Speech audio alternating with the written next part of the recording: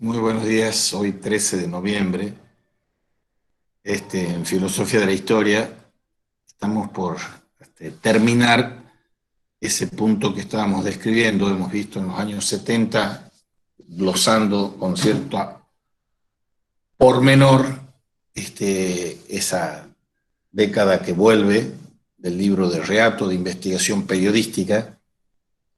Y después empezamos la clase pasada con esa sutura de la grieta. Hemos visto que hay personas a nivel nacional, y vimos ahí el documento ese a los obispos, lo que era Miñone con Iglesia y dictadura, y dentro de las suturas a nivel local tenemos a Arturo Ponsati y a Gaspar Risco Fernández tras las huellas de Maritain, tratando de mostrar cómo en esos mismos años, que eran unas orgías de sangre, de crímenes, de muertes, de crímenes políticos, había personas que no claudicaban en el desempeño de encarnar un proyecto de democracia cabal que connota sí o sí una savia evangélica y el tema del amor al prójimo. Y eso hemos visto con Risco Fernández. Por supuesto, hay mucha más bibliografía que le citamos ahí en el ítem de la literatura de fuentes. Y estábamos viendo ahora Ponsati, que es lo que vamos a seguir ahora, y también tiene una copiosa, una relativamente copiosa bibliografía o literatura sobre él y de él. Entonces, vamos ahora a completar esto recapitulando lo que hemos visto de Arturo Ponsati y Jacques Maritain, porque el artículo ese en extenso, uno es que se llama parecido, es también quién es mi prójimo, está dedicado solo a Ponsati, que vale la pena también leerlo, y hay una ficha biobibliográfica de la vida y de la obra de Ponsati que también es muy importante leerla. Aquí estamos viendo este artículo que es ¿Quién es mi prójimo? Gaspar Risco Fernández y Arturo Ponsati tras las huellas de Maritain. Y ahora estuvimos empezando a mostrar la relación entre Arturo Ponsati y Jacques Maritain. Poder, autoridad y amor en la democracia tomasiana. No tomista, sino tomasiana. Esa distinción entre tomasiana y tomista tiene que ver con algo que suele decir también Gaspar Risco Fernández, que hay grandes representantes ideológicos que apoyaron y apoyan las dictaduras, son pensamientos antidemocráticos que se reclaman ser tomistas. Ser tomistas y al mismo tiempo ser almohada o almohadón ideológico de las dictaduras es algo que está en las antípodas de Tomás de Aquino. Porque una de las cosas que señala Maritain en ese libro Principio de Política Humanista es que el pensamiento democrático, cuando uno lo dice en el siglo V o IV antes de Cristo, es una cosa, si lo dice después de la Revolución Francesa es otra cosa, y si lo dice en la década en los años 20 del siglo XXI es otra cosa. ¿Qué tiene de democrática la elección de Estados Unidos de Biden frente a Trump? ¿Qué tiene de democrática las elecciones de Argentina de los últimos, qué sé yo, 40 años? No es por la simpatía o antipatía que le pueda despertar a uno los presidentes ocasionales, sino que solo hay democracia cuando hay respeto incondicional por el otro, el respeto irrestricto por los derechos humanos, los derechos positivos, los derechos naturales, y el primer derecho es el derecho a la vida. Bien, por eso, para entresacar las mentes más lúcidas del derecho y de la política que ha dado Tucumán, que es Arturo Ponsati, vamos a escudriñar esta relación que hay entre poder, potestas, decían en la Edad Media, autoridad, autoritas, decían los escolásticos, y amor en la democracia tomasiana. Esto parte de la tesis esta mariteniana de que hay una inspiración evangélica de la democracia. Pero no es solo mariteniana. Hay un inmenso filósofo francés, premio Nobel también de la literatura en esa época, cosa que a él no le causaba mucha gracia, que decía esto de la inspiración evangélica de la democracia. Ese filósofo se llama Henri Bergson, un judío de origen que se convierte in pectore, por lo menos, al catolicismo, porque estaba ascendiendo la marea de la barbarie nazi, criminal, y él decide permanecer judío para acompañar a su pueblo en los destinos que iba a transitar. Bien, inspiración evangélica de la democracia no significa otra cosa que interpretar la pregunta de quién es mi prójimo, focalizando particularmente el aspecto filosófico-político de la cuestión quién es mi prójimo, porque eso ilumina la cuestión de potestas y autoritas, de poder y autoridad en una democracia tomasiana. Y como les decía, Ponsati, y antes lo hemos visto en Gaspar Risco, están siguiendo esta obra cumbre del pensamiento filosófico histórico y filosófico político, que ya vimos en el marco teórico a comienzo de año, de Jacques Maritain.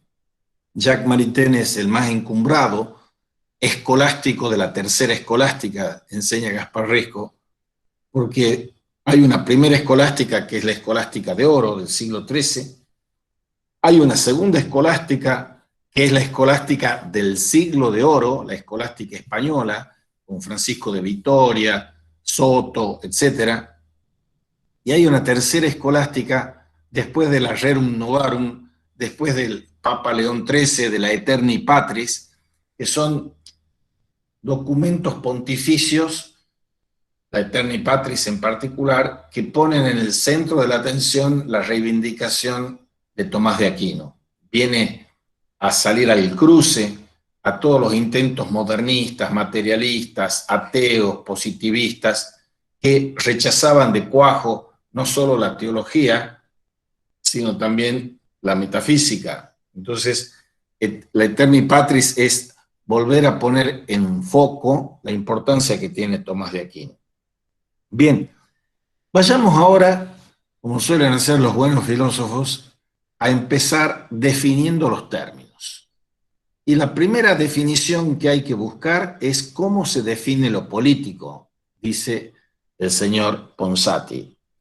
Y allí consigna que hay tres binomios conceptuales que estructuran la definición de lo político. El primero es mando-obediencia, el segundo es privado-público y el tercero es amigo-enemigo. Esto tiene una importancia capital a la hora de mostrar de que uno no puede ser indiferente a la política. Uno no puede decir, como decimos los argentinos sociológicamente promedio, yo argentino, no te metás. Esas expresiones dichas así en un lenguaje vulgar y llano, por no decir procaz y obsceno, es una barbarie ético-política. Uy, de Álvaro Campo, siempre llega tarde, Dios mío. Interrumpe el señor Álvaro Campo. Ahora te echo entrar porque, no sé, me ha dado un ataque de misericordia, pero acabala. Si no querés venir, no vengas, pero no vengas tarde. Mírame, me hace perder. Álvaro Campo, a vos te estoy hablando. Bien.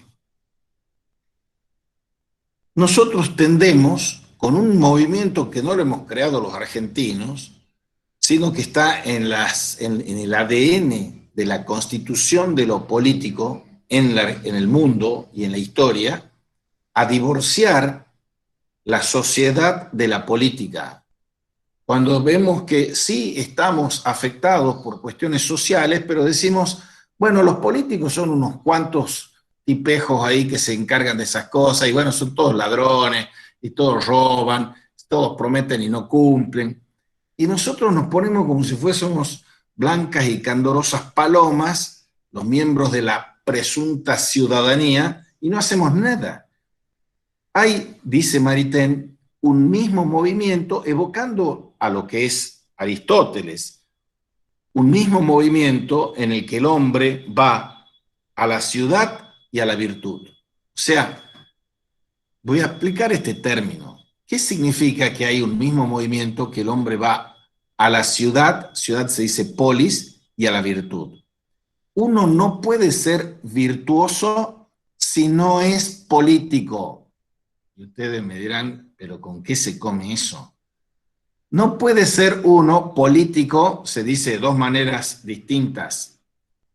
El político que es polités es el ciudadano, y la otra dimensión del politique es no el ciudadano, sino el que ejerce el oficio político. En una democracia así minoritaria, que eran solo los varones mayores con dinero los que podían tomar la palabra en el ágora, en Grecia, y bueno, se conocían entre todos, digamos, pero en los movimientos políticos masificados del siglo XIX y sobre todo del XX, se diluye ese conocimiento interpersonal. Entonces, decir que el hombre va en un mismo movimiento a la ciudad y a la virtud significa que no puedo ser ni vivir virtuosamente si no obro como buen ciudadano. Eso estaba ya en el ADN de la paideia politeia de Platón, que el hombre es virtuoso, o sea, es ético, sí y solo sí cumple con sus deberes políticos o cívicos. Y eso constituye una de las dimensiones esenciales del ser hombre. Solo podemos ser hombres cabales si cumplimos con nuestros deberes cívicos. Y nosotros estamos acostumbrados a reclamar nuestros derechos y nos olvidamos olímpicamente de nuestros deberes. La cuestión de los deberes humanos. Cuando veamos el módulo de 1810, veremos que el traductor del contrato social de Jean-Jacques Rousseau al castellano es este argentino o proto-argentino que se llama Mariano Moreno. Y Mariano Moreno tiene una declaración de los deberes humanos. Y si usted me dice, bueno, pero eso era en el siglo XIX, en el siglo XX, cuando estaba promediando el siglo XX y viene la Gran Guerra, hay una pensadora genial de origen judío que se llama Simone Weil, que escribe un libro que se los recomiendo para entender esto, que se llama Raíces del Existir, que es una declaración antológica y genial de los deberes humanos, no de los derechos humanos. O sea, vayamos en una referencia más simpática en el imaginario común a la persona de Mahatma Gandhi. Mahatma Gandhi decía, de mi madre que solo tenía la escuela primaria y hasta por la mitad, hasta tercer grado, aprendí algo que apliqué durante toda mi vida y que me marcó para toda la vida. Que todos los derechos son resultados de deberes previamente cumplidos. Entonces, cuando aquí estamos hablando de que se va en un mismo movimiento de la ciudad a la virtud, se va a decirnos, a interpelarnos, que no solo somos sujetos que vamos a recibir derechos del papá o la mamá Estado, sino que tenemos que cumplir deberes cívicos o políticos. Bien, esto marca la quinta esencia de la relación entre el individuo y el Estado. Un tema gordo, un tema central, que en términos de la antropología escolástico tercera es el término, en lugar de individuo, persona, en lugar de Estado, comunidad. Y les decía, comunidad no es lo mismo que sociedad. Cuando nosotros decimos que el hombre es un animal social y decimos que estamos repitiendo a Aristóteles, sí, lo estamos repitiendo al pie de la letra, pero eso no quiere decir que estamos comprendiendo cuál es el imperativo ético, político, metafísico.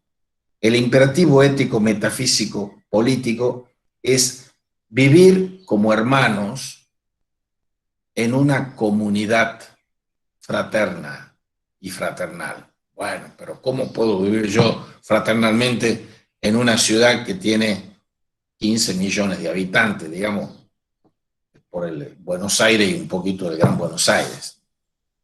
Es que uno no está obligado a vivir al mismo tiempo con los 15 millones como hermanos. Uno tiene un círculo, que es el círculo donde uno se mueve, en el que yo soy responsable y corresponsable de convivir fraternalmente, sea la escuela, sea el sindicato, sea la fábrica, sea la familia, sea el municipio, en la escala de donde yo me muevo. Ahora, esto está presuponiendo que el ordenamiento político implica algo natural. Para que haya una democracia verdadera, esa democracia tiene que ser orgánica, no mecánica. ¿A qué se llama mecánica? Democracia mecánica es una relación de individuos con el Estado, en el que hay una sociedad burguesa en el intermedio, y que las relaciones son en que el hombre es lobo del hombre. Si nosotros hoy vemos el panorama político devastador en que está la Argentina actual, vamos a ver que se está cumpliendo algo que tampoco es nuevo, ni lo han inventado estos actuales gobernantes, ni estos actuales ciudadanos fallutos que somos nosotros. Desde hace mucho, mucho tiempo, en la cortedad de la existencia de la Argentina, el axioma, que es diferente a cómo se da en Uruguay, cómo se da en Chile, cómo se da en Brasil, para no decir que me voy a Finlandia, a Suecia o a Suiza. En esos países que les he mencionado, para no seguir mencionando otros, hay algo que es un sentido de pertenencia a la comunidad del ser brasileño, del ser uruguayo, del ser paraguayo, del ser chileno.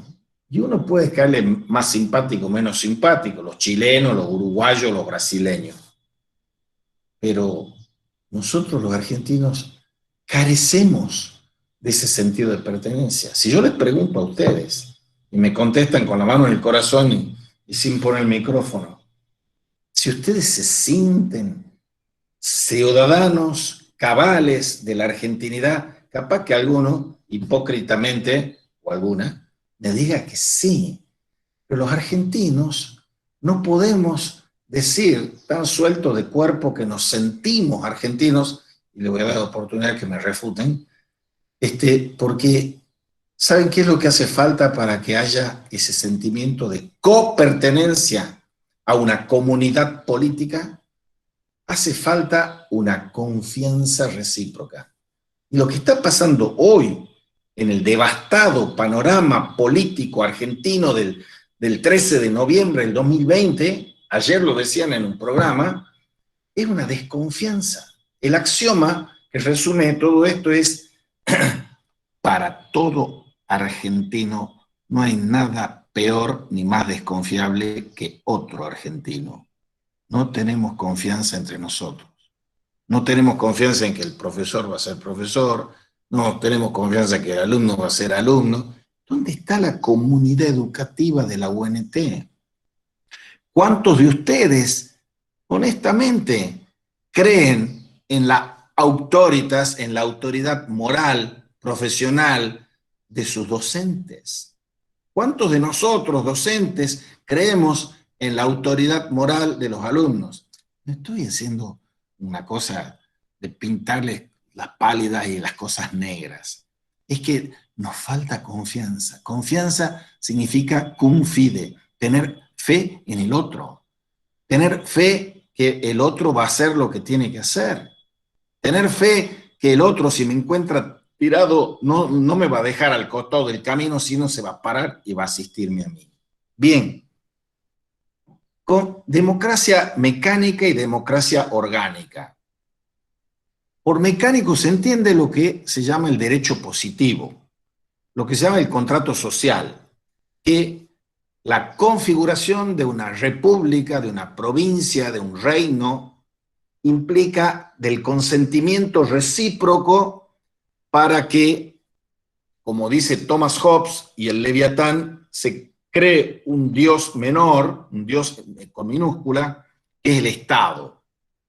La creación del Estado al comienzo de la modernidad, digamos siglo XVII a XVIII, se va creando el Estado como si fuese un padre, un ogro filantrópico.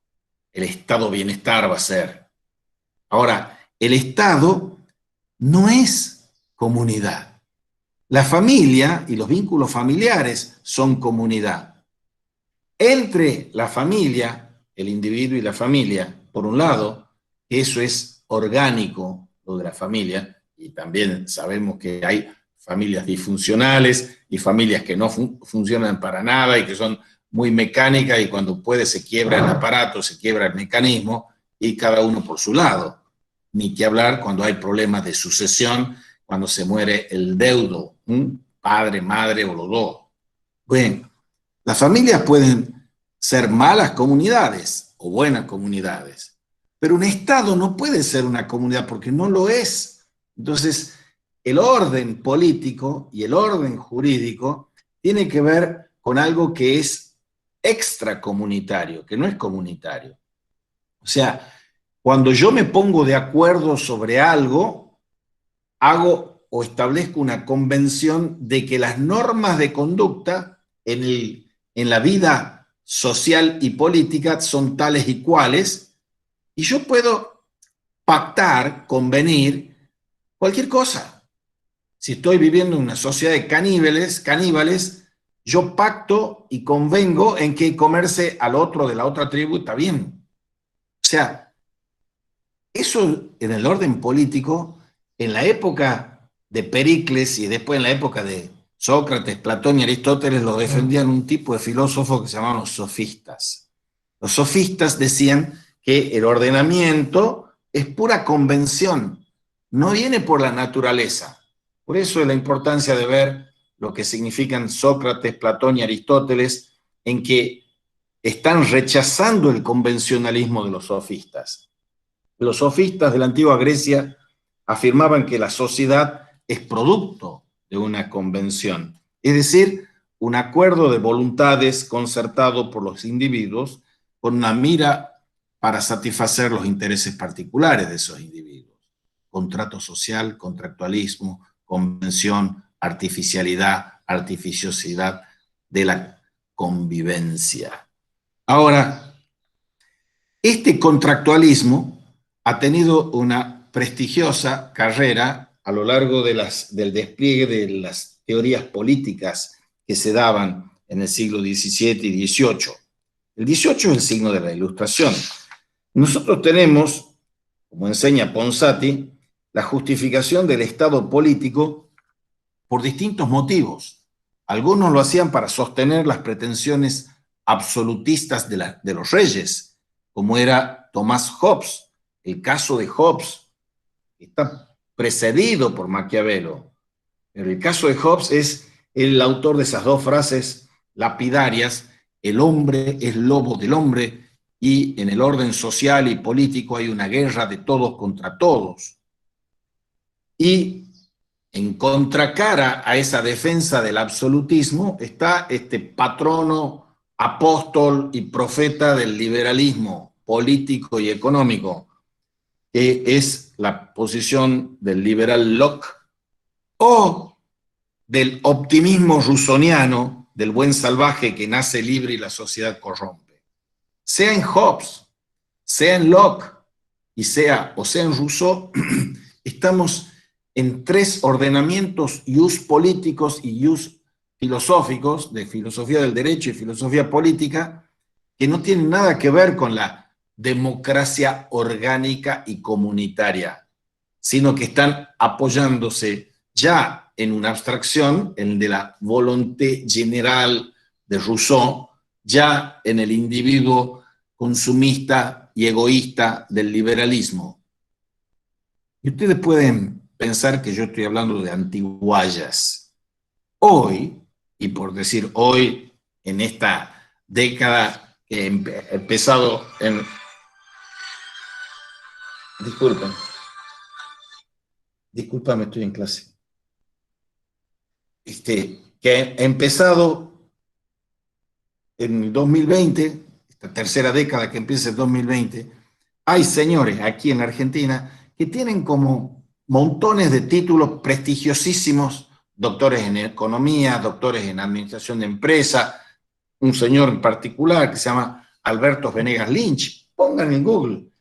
Y el señor ese, que tiene una versación impresionante para defender a capa y espada el liberalismo, está atacando de cuajo todo esto que aquí se está hablando con Ponsati, con Maritain, con Gaspar Risco, de esto orgánico de la democracia. Él está pensando en la concepción, que es concepción muy liberal, que hay que atacar el Estado, achicar el Estado y, de ser posible, eliminar el Estado. Tenemos la eliminación del Estado por los neoliberales galopantes estos, y la eliminación del Estado por los marxistas y los izquierdistas que consideran, con Marx a la cabeza, que el Estado se tiene que diluir. O sea, el orden político no es algo que se defienda de suyo.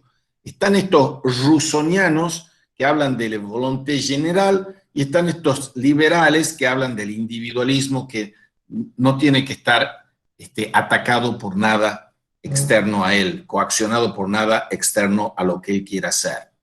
Incluso definen el liberalismo como esa posición filosófica en la que tengo que respetar incondicionalmente los proyectos de vida de los otros.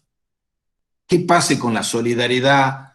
¿Qué pase con la subsidiariedad, que son principios jurídicos, políticos fundamentales para la convivencia entre los hombres? Les tiene sin cuidado.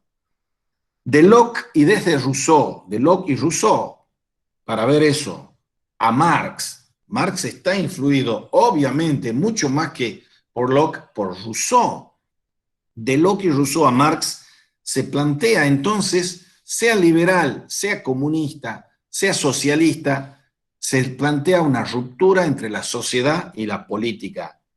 Y eso, remitiéndose a los liberales, que son individualistas y contractualistas, que nos remiten a un pasado remoto en que ven que hay una guerra de todos contra todos en el estado de naturaleza. Entonces yo tengo que crear un orden político liberal que respete sacrosantamente al individuo y que establezca un límite menor, el menor límite posible en manos del Estado. Entonces los liberales, individualistas y contractualistas remiten ese pasado remoto de una existencia inverificable, y los otros, los socialistas o comunistas, son también contractualistas, pero en vez de remitirnos a que tenemos que ir a ese pasado remoto, nos llevan a un futuro remoto, utópico, absolutamente utópico en el sentido negativo del término, porque nos dicen, si hacemos la revolución, la dictadura del proletariado, vamos a hacer una sociedad sin clases y entonces vamos a estar todos bien. ¿Y qué es lo que pasa? Han trasladado la alienación de ese individualismo galopante santificado por los liberales a una santificación de una sociedad comunista, que sería volver al comunismo primitivo, pero ya en una etapa de la poshistoria. Bien, o sea, ni el liberalismo, ni el marxismo, en este caso, o el socialismo, están ofreciendo cauces para una democracia orgánica y cabal, un respeto de la comunidad. Y les había dicho que la definición de comunidad, que me parece más bella y condensada, es la de ese gran compañero de luchas y de pensamientos, que era el católico Emmanuel Mounier, que tenía una revista que se llamaba Esprit. Tiene varios libritos, uno de ellos que está publicado por Eudeo, que se llama El Personalismo, tiene otro que es La Revolución Personalista y Comunitaria, Y él define la comunidad como una persona de personas. Esa es la inmensa diferencia entre una sociología y un imperio de la sociedad, por un lado, y el comunitarismo, la defensa de lo comunitario, por otro lado. Es impresionante y criminal lo que hacen las sociologías al día, y al día digo, desde mediados del siglo XX, hay una disciplina que se llama sociobiología y que compara lo que es nuestras comunidades humanas, sociedades de hormigas o de abejas o de ovejas. Entonces, aquí estamos viendo la definición de lo político y veíamos esas díadas conceptuales: mando, obediencia, público-privado, amigo-enemigo. Cita aquí Ponsati a un gran politólogo francés que se llama Julien Freund, y veía en la definición o en la aproximación a una definición de lo político que Freund decía que así como el arte divide a los objetos en bellos y feos, la religión en sagrados y profanos, la economía en útiles e inútiles, la moral divide las acciones humanas en buenas y malas, la ciencia separa los conocimientos en verdaderos y falsos, la política divide a los hombres desde un punto de vista formal entre los que mandan y los que obedecen. La díada mando-obediencia, lo cual constituye el presupuesto básico de lo político, en cuanto que ningún hombre es ajeno a dicha dualidad. La cuestión es, ¿por qué manda el que manda y por qué obedece el que obedece? Eso va a llevarnos a la reflexión del concepto de autoridad y de potestad y de poder, que son distintos y hay que mantenerlos en su distinción. Con esto, efectivamente, se está nombrando un concepto fundamental del pensamiento político, sobre todo en relación con el concepto de ley y de autoridad. Hay un triángulo virtuoso de la política, del Estado, del derecho.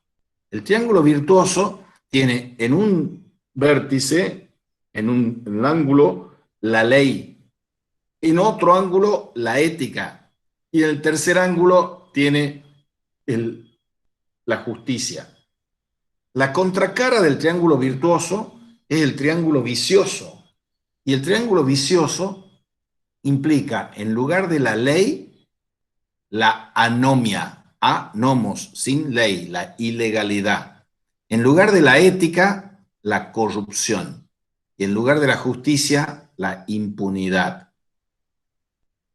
Y no es, lo repito una y otra vez, que vamos a decir nosotros somos los peores de todos, somos puro vicio. No, pero sí sabemos qué es lo que está bien y sabemos qué es lo que está mal política y jurídicamente.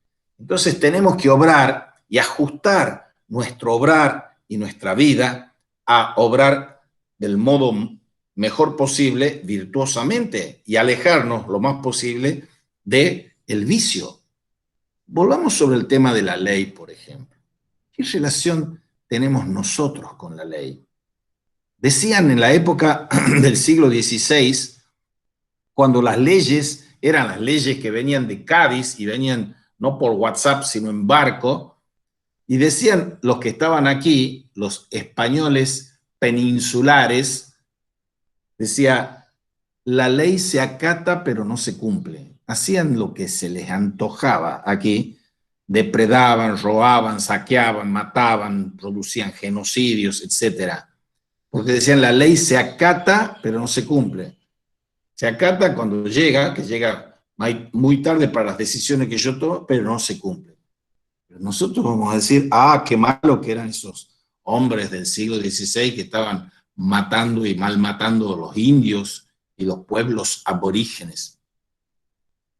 Eso, cuestión de los pueblos aborígenes es sumamente interesante, porque aborígenes significa que estaban en el origen. O sea, ¿hace cuánto que estaban aquí?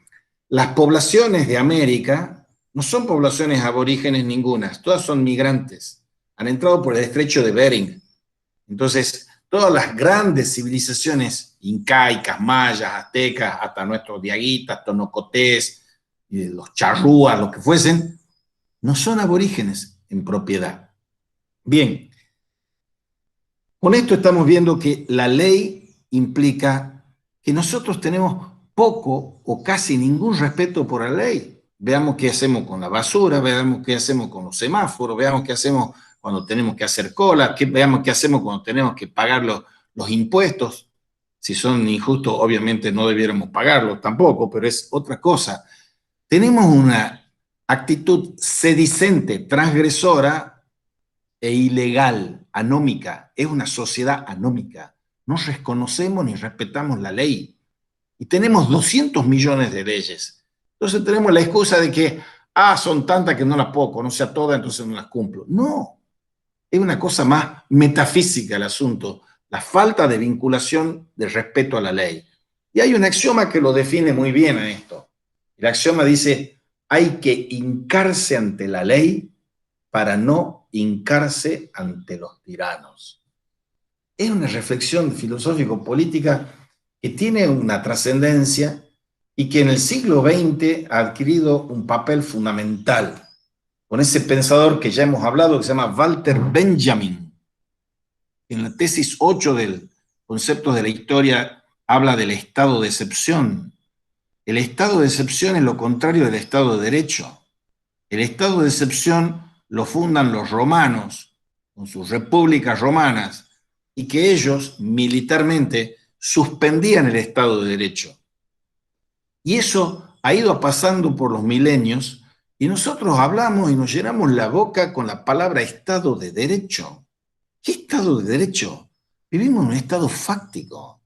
Tenemos una vida en la que atropellamos el Estado de Derecho día a día. No respetamos el Estado de Derecho en el momento en el que el Ejecutivo se arroga el poder, y en época de coronavirus el gobierno nacional ha hecho lo que se le ha dado la gana con el Estado de Derecho, conculcar las comunicaciones, los movimientos, etcétera, en nombre de la emergencia sanitaria, y así nos ha ido. Ahora estamos en el 6º lugar de los afectados por coronavirus en el mundo. Nosotros tenemos más afectados que Brasil y Chile, proporcionalmente, o sea, estamos peor que ellos aún. Bien, ¿y qué hacen? Ya lo empezó a hacer en la época de Menem, que no había coronavirus. Menem inauguró una elefantiásica metástasis política, jurídica, que se llama los decretos de necesidad y urgencia. La esencia de la República, si uno se atiene simplemente a leer un poco el espíritu de las leyes de Montesquieu, es la división de los poderes, el ejecutivo, el judicial y el legislativo. Al tener nosotros un hiperpresidencialismo, el ejecutivo avasalla desde siempre al judicial y al legislativo. Al legislativo lo convierte, cuando tienen mayorías, en escribanía para que convalide todos los entuertos que hacen ellos.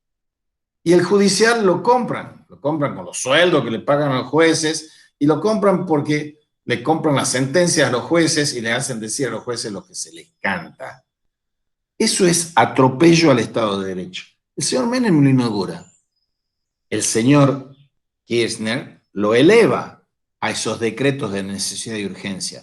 Pero no van a creer que el malo de la película es Menem o Kirchner. El primero que los usa y los hace poner en circulación es otro odiador de la democracia, que es Benito Mussolini, en el año 1936. Y hoy, 2020, seguimos teniendo el gobernador de Tucumán, el presidente de la Argentina, que hacen esas mismas cosas que hace Mussolini y que hacían aquellos militaristas de la República Romana. No tenemos Estado de Derecho. Está pulverizado, está destrozado el Estado de Derecho. Tenemos una justicia corrupta, ineficiente. Vean los casos de Tucumán, de los femicidios, la inseguridad, los acosos sexuales de los gobernadores, de los camaristas, etc. Es terrible. Acaba de salir un colectivo feminista a denunciar a los acosos sexuales de todos estos personajes y personeros que han sido gobernadores, que son senadores, que son ex decanos de la Suprema Corte, que son diputados, que han sido intendentes de Famaillá, qué sé yo. Esos son los representantes que tenemos. Entonces, hay anomia, ilegalidad, y no de estos personajes y personeros, de nosotros los ciudadanos hay anomia, hay corrupción, una pandemia de corrupción tenemos, y hay impunidad. El que las hace no las paga.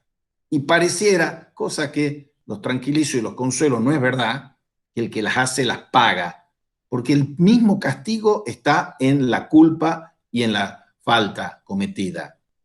Pero nosotros tenemos que pelear para que se acorte esa brecha entre el remordimiento de conciencia de los que hacen mal, al primero que dañan es a sí mismo el que hace mal, y la punición, el castigo a los culpables.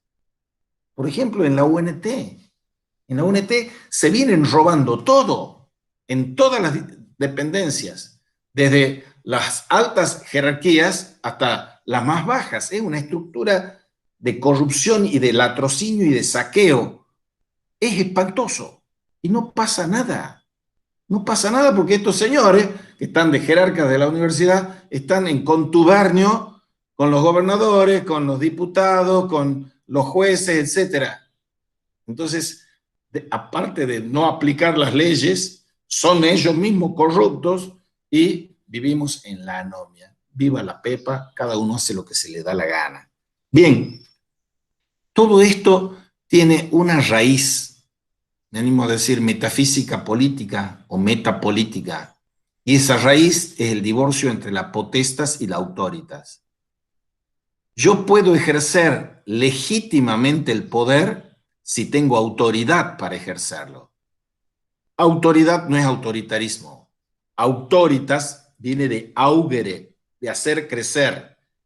Y potestas viene de poder, poder hacer. Pero yo puedo hacer cosas que están muy mal éticamente. Pero así como hay un divorcio entre la sociedad y la política, hay desde Maquiavelo, mejor dicho, desde el maquiavelismo, un divorcio entre la ética y la política.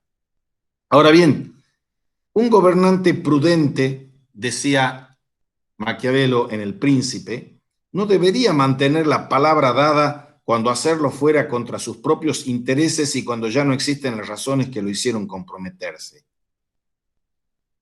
El señor Maquiavelo da carta blanca a la potestas frente a la autoritas.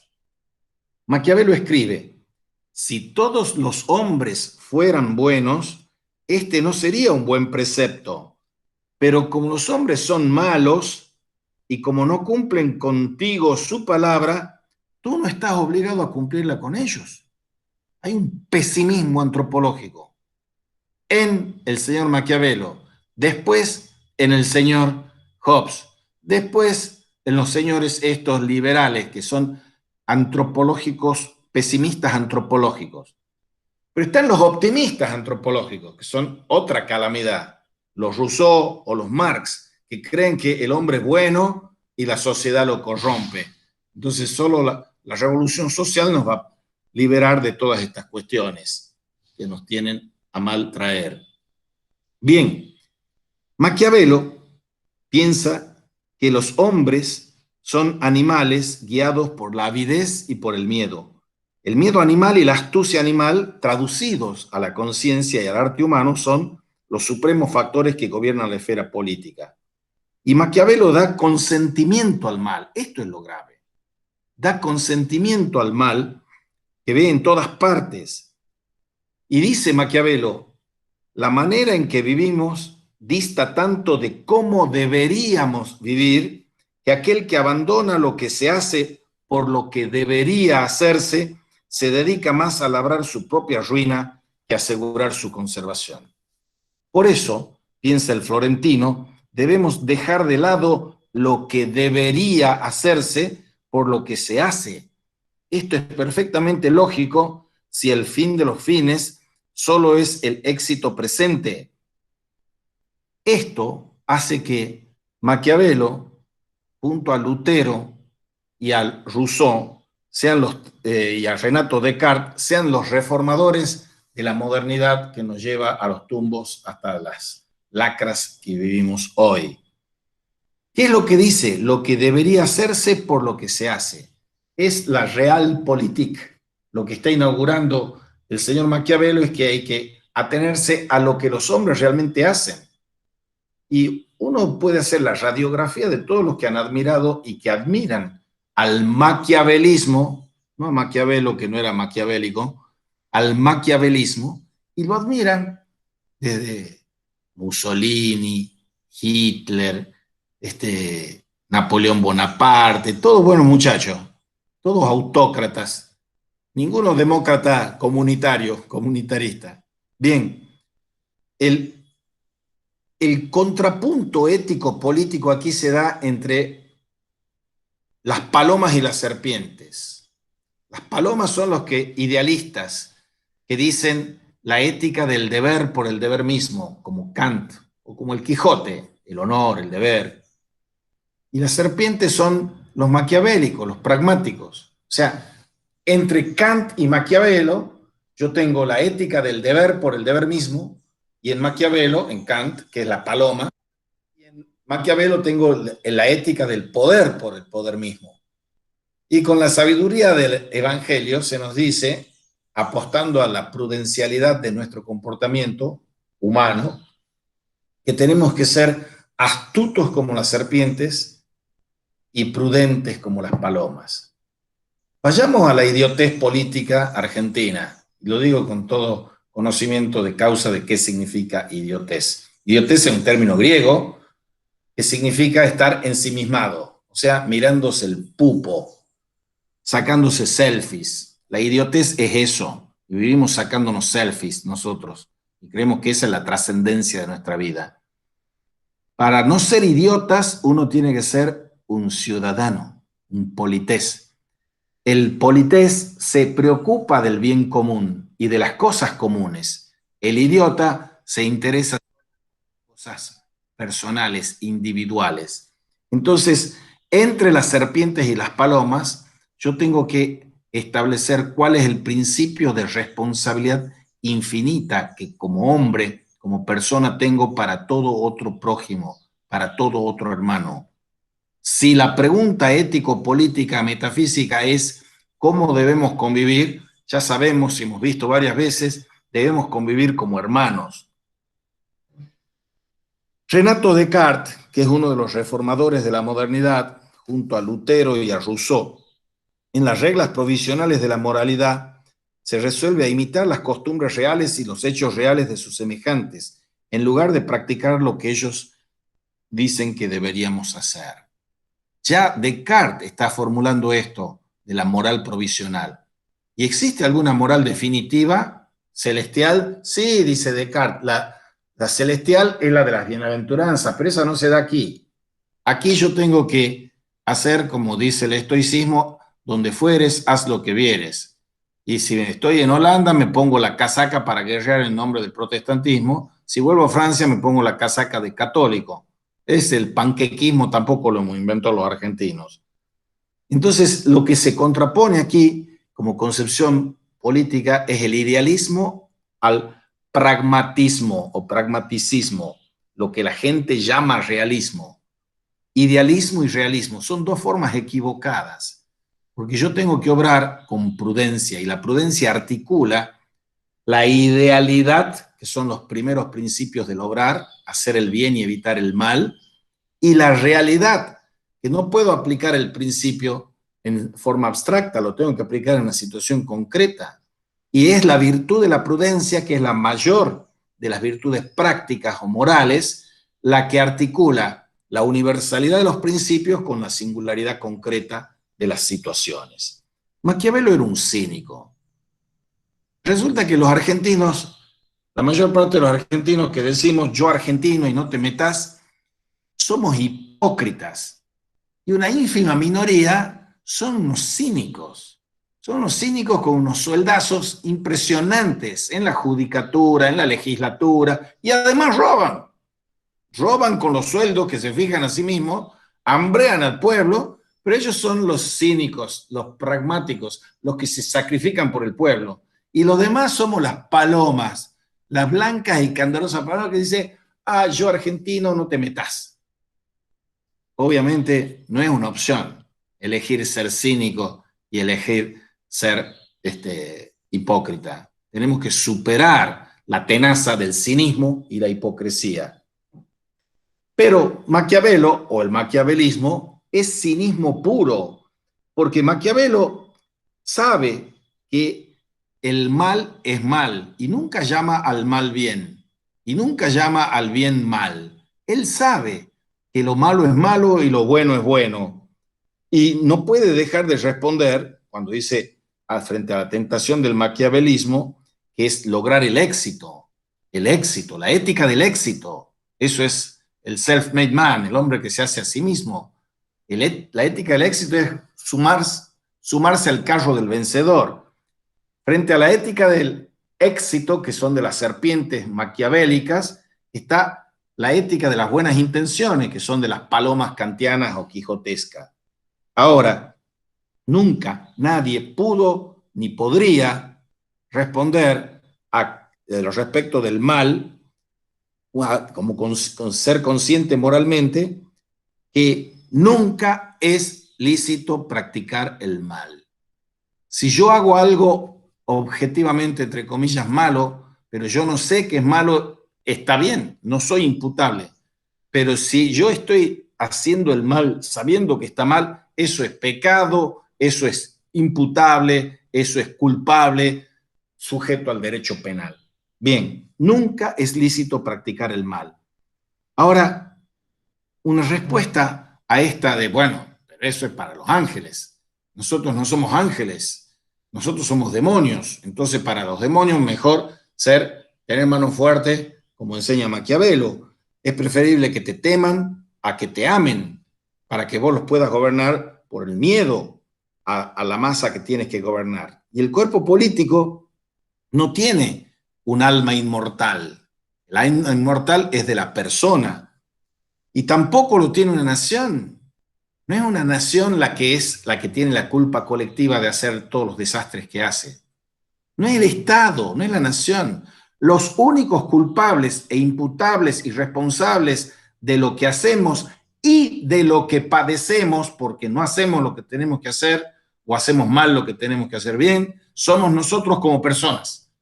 La nación no lo es, la raza no lo es, el partido no lo es, el colectivo no lo es. Las personas, el retorno de las personas, dice Ponsati. Pero uno se siente descorazonado si ve el panorama político actual, porque uno se pregunta, y quién de ustedes no se ha preguntado, ¿por qué a aquel que es tan malo le va bien y a mí que soy tan bueno o buena me va mal? La pregunta aquí que está agazapada es, ¿tiene éxito el mal? Y si yo les pregunto a ustedes y me tuviesen que contestar de buenas a primeras sin pensarlo mucho, diría, sí, ¿cómo que no va a tener éxito? Fíjense los casos de violencia, violación, robo, asesinato, están en todas las páginas de los diarios. A ver, les voy a dar una buena noticia. Las noticias que aparecen en los diarios son mentiras.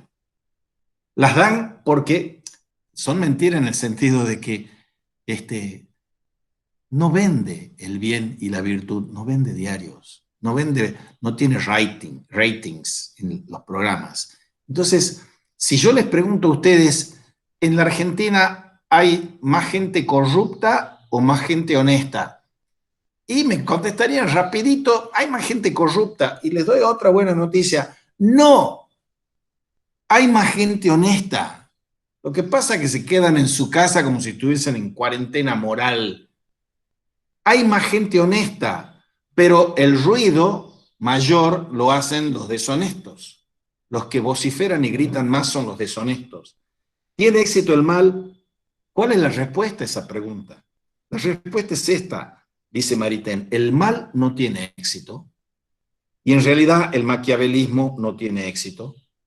El mando político en esta vertiente prepotente o autoritaria, potestad o poder sin autoridad, en los términos tomasianos y maritenianos, es concebido como la vinculación jerárquica que se perfila en una sociedad. Obedecer y mandar. Manda y debe mandar solo el que tiene autoridad, no el que tiene poder. Porque tiene mucho poder el jefe de la mafia, un gángster, un delincuente, tienen mucho poder porque tienen poder de fuego y te pueden matar. Tener poder no es tener autoridad.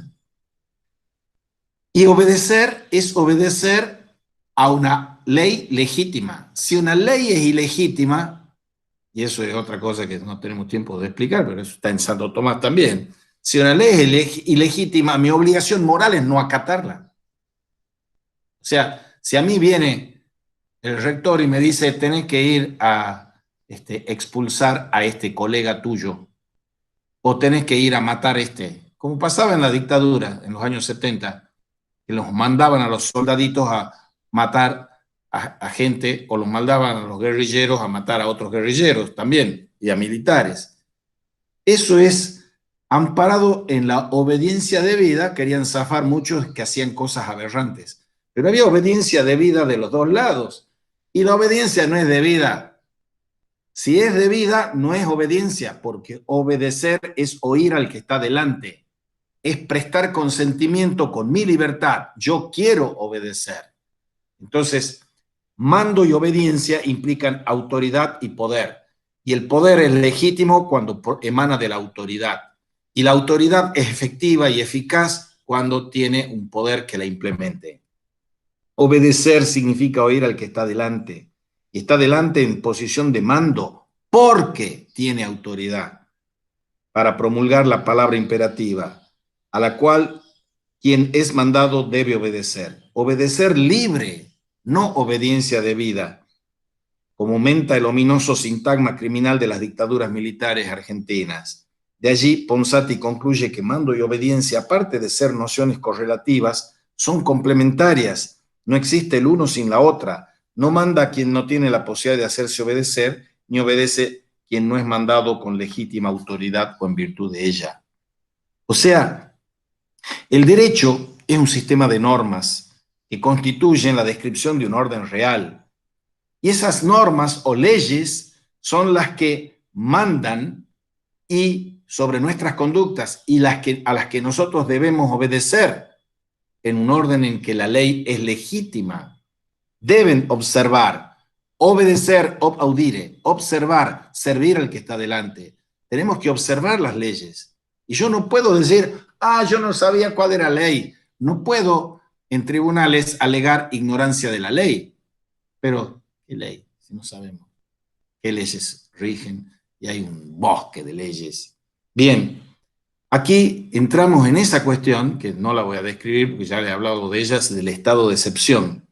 El estado de excepción, dice Walter Benjamin, se ha convertido entre nosotros en la norma. El estado de excepción es la suspensión del Estado de Derecho y se ha convertido en nosotros en la norma. El estado de excepción de la ley y de la norma están convertidos en ley y norma. Esta filosofía política que expone Ponsati reclama un retorno al cabal Estado de Derecho, en el cual el imperio de la ley y la ley misma es el instrumento de mediación entre el mandato y la obediencia. Y la política es la ciencia del mando. En cambio, nosotros tenemos los ataques arteros, fulminantes, en contra del Estado político. Y aquí, una vez más, no se trata de una posición estatolátrica. La estatolatría, la adoración del Estado, es algo que cultivó, creó, fabricó, inventó el señor Hegel. Y no se trata de una estatolatría, pero tampoco de la supresión del Estado, como quieren los liberales salvajes estos.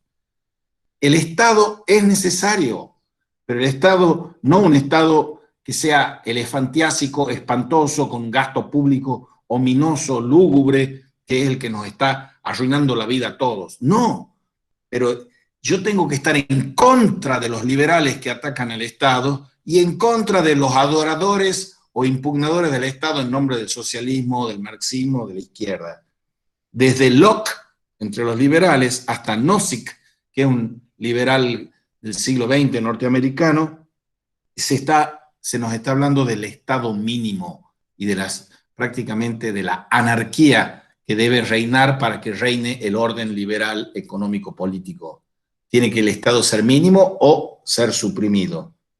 Carlos Saúl Menem fue uno que seguía los lineamientos como un discípulo directo del Estado mínimo neoliberal de los años 90 Y él, Carlos Saúl Menem, imponía una voz política cantante, sobreactuando a los propios modelos norteamericanos con los que quería entablar relaciones carnales, decía. Por izquierda se encuentran otros adversarios del Estado, los que abrazan la postulación libertaria o anarquista, que quiere reemplazar al Estado por una asociación libre de los productores.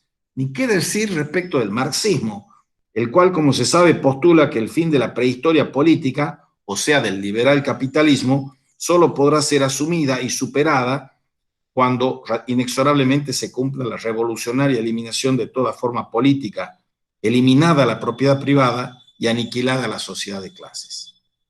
Bien, estamos así en esta relación de mando y obediencia, de autoridad y de poder. La función de la obediencia es ejecutar y realizar lo que es la obra mandada. La obediencia es el acto, el mando es la virtualidad. Por eso necesitamos, como sustancia vital del Estado, esta adhesión del pueblo y este consentimiento a obedecer políticamente dentro de los límites morales y jurídicos. La sociedad es una respuesta a la realización de la dignidad humana, dice Ponsati. Solo con la sociedad democrática en que rija la ley y el Estado de Derecho se responde a la realización de la dignidad humana, porque ella es la única que está atenta a pelear y comprometerse en la defensa de la obra común y del bien común de la multitud. Ese es el fin de la política, proseguir el bien común de la multitud, el bien común. ¿Qué es la corrupción? Buscar el bien particular a costa del bien común. Robar a lo público para ponerse en los bolsillos privados. Y es la existencia de la propia historia la que muestra este desafío de la política como el arte de gobernar conforme al bien común. En Principios de una política humanista, en los años 40, Maritain, autor de Democracia y Cristianismo, entonces, antes de que termine la Segunda Guerra Mundial, nos dice que las democracias europeas, cada una con sus peculiaridades, lograron reconquistarse a partir de una generación que se esforzaba personalmente usando la razón y usando la libertad, y están despertadas ahora, de generación en generación, ese concepto de ley y el sentido de la unidad de la patria. Lo dice este francés en medio de una guerra en la que los nazis los estaban pulverizando, no solo a los franceses, sino a los europeos, a los norteamericanos, y avanzaban. Todavía no se han dado a conocer los campos de concentración, esto está a comienzos de los 40. En el caso de Francia en particular, Maritain ya en el año 36 está denunciando a los nazis en Francia y destaca que las virtudes de la civilización encarnan en lo profundo de la vida popular, y en la vida popular está encarnado profundamente el Evangelio. Y el Evangelio es el nombre de la justicia, de la libertad, de la igualdad, de la fraternidad. En Estados Unidos y en los patrones del liberalismo de Estados Unidos, para ver el lado positivo, todos ellos eran cristianos. Hay que hacer una salvedad. El señor John Locke, gran patrón de los liberales, era un esclavista. O sea, no le temblaba el pulso para tener esclavos y decía que era cristiano, además. Pero, como fuese, la justicia y la libertad eran el apoyo de fundamentos, apoyadas por fundamentos metafísicos y religiosos cristianos en Estados Unidos, en la filosofía democrática de América, como la describió tempranamente ese aristócrata genial que era Alexis de Tocqueville. Quiera Dios, dice Maritain, que después de esta Segunda Guerra Mundial surja una nueva filosofía de la vida capaz de reencontrar la esencia del ser y anime la tan admirable generosidad de estos recursos humanos de una manera digna de ella. Si viviera las democracias actuales de Estados Unidos de Norteamérica o de la Argentina, se volvería a morir de vergüenza el señor Maritain. En este contexto, Maritain introduce un significativo comentario sobre la democracia tomasiana.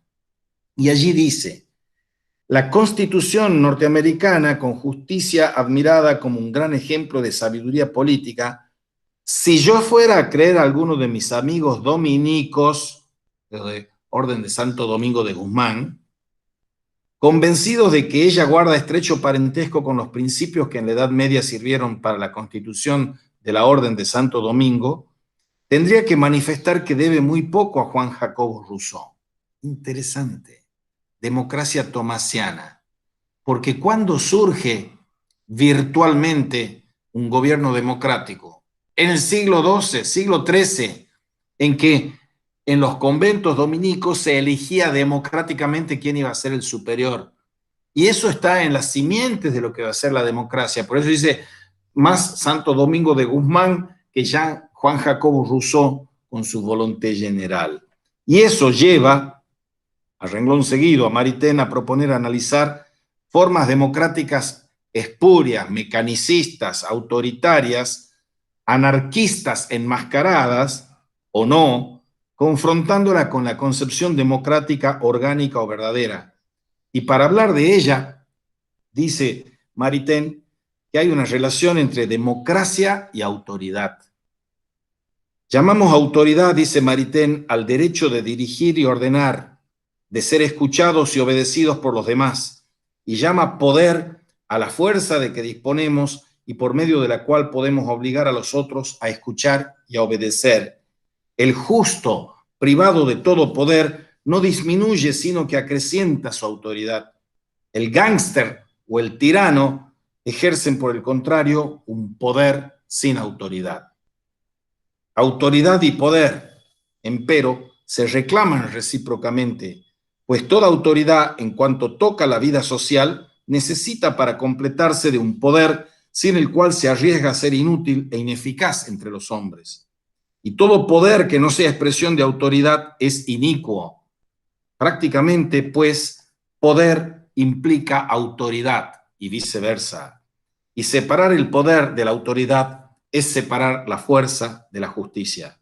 Dicho lo cual, Maritain subraya que ante todo lo que más interesa es la autoridad. Conquistar el poder, en cambio, interesa a quien desea accionar en, sobre y o contra la ciudadanía.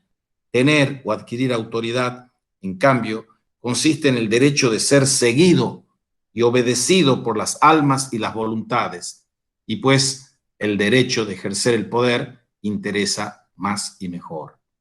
Y es en virtud del trabajo oscuro de la inspiración evangélica, dice Maritain, que la conciencia profana ha comprendido que la autoridad de los gobernantes, por lo mismo que ella emana del autor de la naturaleza humana, se dirige a hombres libres que no pertenecen a un amo y se ejerce en virtud del consentimiento de los gobernados. Pero, añade, la tragedia de las democracias modernas consiste en que ellas mismas no han logrado aún realizar la democracia. Y la causa principal es de otro orden espiritual. Reside en la contradicción interna y en el malentendido trágico del cual, en Europa sobre todo, han sido víctimas las democracias modernas. En su principio esencial, esta forma y este ideal de vida común que se llama democracia vienen de la inspiración evangélica y no pueden subsistir sin ella, dice Maritain. Las fuerzas directrices de las democracias modernas renegaron durante un siglo del evangelio y del cristianismo, dice el señor Maritain, en nombre de la libertad humana, y las fuerzas directrices de las capas sociales cristianas, para colmo de males, combatieron durante un siglo las aspiraciones democráticas en nombre de la religión. Está nombrando a los liberales, positivistas, agnósticos, ateos, que atacaban la religión y fundaban, como pasa en católicos y liberales en la generación del 80, la confrontación de los liberales que son masones o combatidores de la inspiración evangélica, pero por otro lado todo el clérigo hiperreaccionario que querían en nombre del catolicismo seguir teniendo la manipulación de los poderes y los bienes del Estado. Entonces, por un lado están esos reaccionarios de derecha liberales y reaccionarios de derecha que son conservadores en lo político y en lo teológico. Bien, todos ellos reniegan del evangelio, del cristianismo y de las aspiraciones democráticas en nombre de la religión. Aquí, en Tucumán, en la época de Bussi, del Bussi militar, que el otro no era mucho mejor, estaban dando el ministro de Cultura, el secretario de Cultura que tenía Bussi, charlas en los colegios secundarios para decir que la democracia era un engendro de Satanás y que la Revolución Francesa era demoníaca. O sea, uno puede ser reaccionario con muchos tintes ideológicos, y estos le avalaban, entre comillas, que ellos atropellaran la democracia, la pulverizaran, la destrozaran. Los apóstoles patentados de la emancipación social ya no sabían reconocer a Jesús en la iglesia y confundían la ortodoxia religiosa con la opresión política y social que se alzaba para sostener el orden. Los sostenedores sociales de la religión no sabían reconocer a Jesús en los pobres y en el amor de sus reivindicaciones. Confundían todo llamado a la justicia con el motín y una revolución sin Dios. Desgraciadamente, todo este proceso conduce que a fines del siglo XIX se produjese el gran escándalo del que hablaba Pío XI cuando decía que las clases obreras buscaban su salvación renegando del cristianismo. Mientras los medios conservadores cristianos buscaban la suya, renegando de las exigencias temporales de la justicia y del amor. Una expresión hermosa de Maritain para mostrar que aquellos que están combatiendo el cristianismo, porque dice, son y siempre han sido socios de las oligarquías y de los opresores, los cristianos, y en cambio estos otros, dice, estos son unos ateos que nos están queriendo quitar el evangelio y a Dios, y lo que están defendiendo son los privilegios de castas. Por supuesto, el problema es muy distinto que todo eso. Lo grave, decía un pensador jesuita, Jean-Yves Calvé, en un libraco hermoso que se llama El pensamiento de Carlos Marx, citando estas cuestiones, decía, lo grave no es que haya existido Marx en el siglo XIX, sino que Marx no haya sido cristiano, porque Marx estaba reclamando lo que sí había que reclamar, de la justicia, lo temporal, etcétera, pero no lo hacía del modo correcto. Y por supuesto los cristianos dejaban el campo orégano para que eso se haga. ¿Cuál es la sutura para esta grieta entre los antidemocráticos de izquierda y de derecha respecto del ideal de vida, de convivir fraternalmente, o sea, convivir democráticamente? Todo esto conduce, todas estas crisis condujeron a una horrible parálisis de la que habla Maritain, que debía llevar a la vez al principio democrático y al principio cristiano en la vida temporal de los pueblos. El principio democrático y el principio cristiano en la vida temporal. Y la calamidad se produce en las democracias modernas por el divorcio del principio democrático respecto al principio cristiano. La palabra democracia, advierte Maritain en 1942, en medio del fragor de la guerra contra el fascismo, el racismo y el militarismo, designa una filosofía general de la vida humana y de la vida política y un estado de espíritu. Y Maritain advierte, para los beligerantes tiempos que corrían entonces, que la victoria de los pueblos libres frente al fascismo, estamos en el año 42, la guerra iba a durar hasta el 45, debía ser seguida por ganar una paz duradera que solo puede conquistarse arraigada y nutrida por libre consentimiento político de los espíritus sobre las bases esenciales de la vida común, del respeto a la dignidad humana y de la vigilante salvaguarda de los derechos de la persona humana. Estamos entonces, ya para ir redondeando, que un gobierno democrático tiene que ser aquel en el que prevalezca la conciencia de la vocación de nuestra especie para realizar en la vida temporal una ley de amor fraternal. Un gobierno democrático tiene que encarnar el principio fraternidad, realizar en su vida temporal la ley del amor fraternal, realizar la dignidad espiritual de la persona humana, que es el alma de la democracia. Y el evangelio del amor al prójimo es esa alma de la democracia.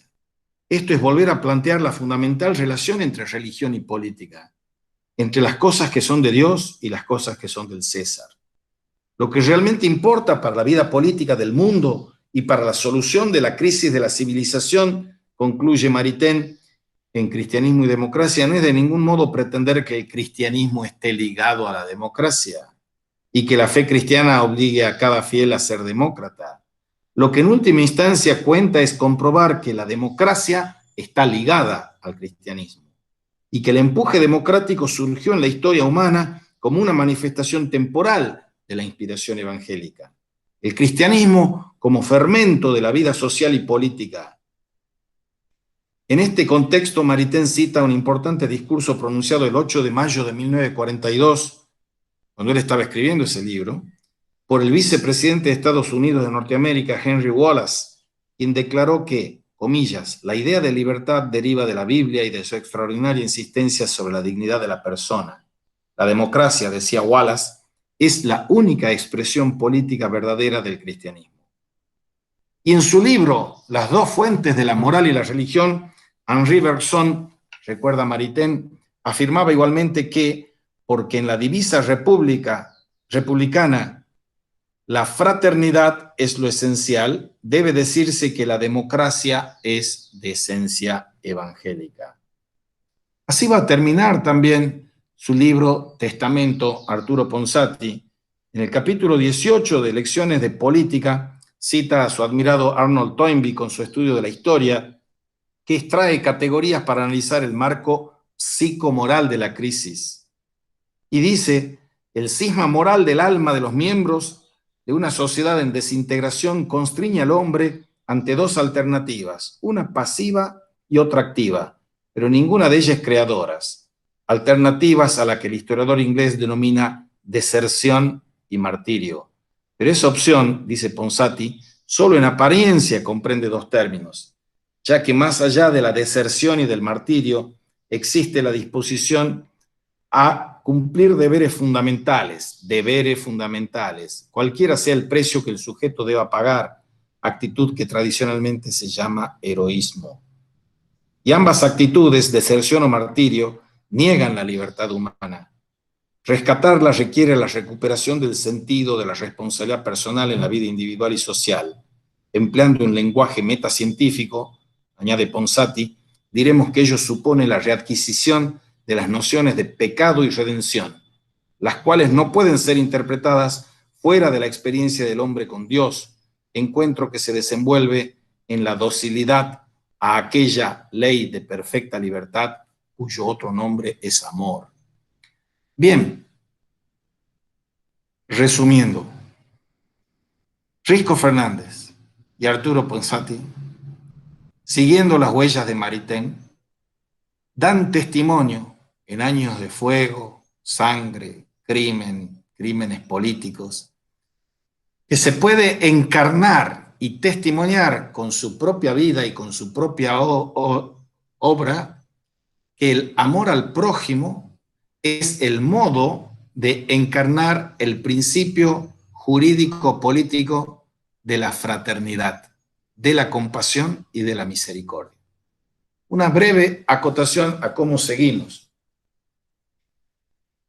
Aquí Ponsati, que estaba muy enamorado y encantado de varios autores, uno era Chester, otro era Maritain, otro era Toynbee precisamente, tiene una concepción que la toma de Toynbee y que la acaba de decir, la deserción o el martirio, y pone como solución intermedia entre deserción y martirio el heroísmo.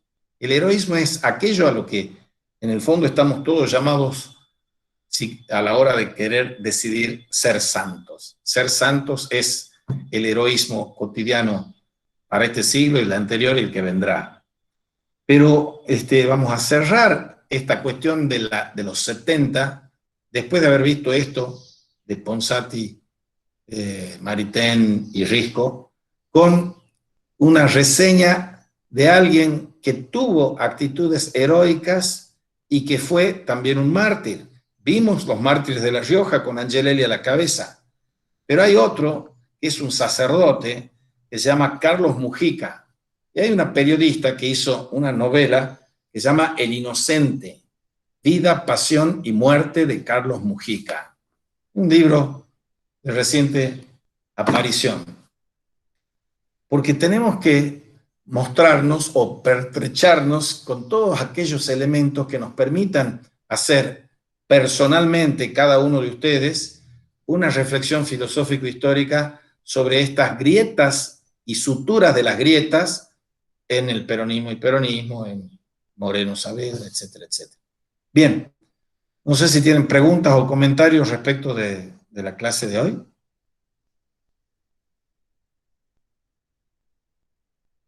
¿No?